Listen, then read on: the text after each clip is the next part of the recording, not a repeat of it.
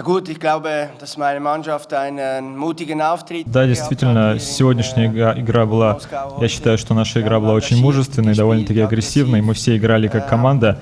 Я думаю, что мы должны были вырваться вперед, особенно в первом тайме. У нас было 2-3 довольно выгодные ситуации.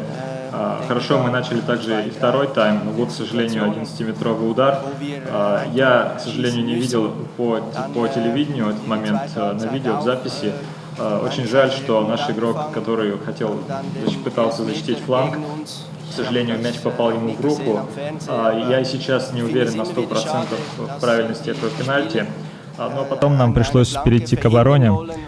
Было, конечно, играть тяжелее, но мы все равно продолжали искать шансы. Было несколько моментов, которые могли привести к голу, например, с Костенсо, но, к сожалению, не получилось. В любом случае, я считаю, что в сегодняшнем матче наша команда могла получить больше.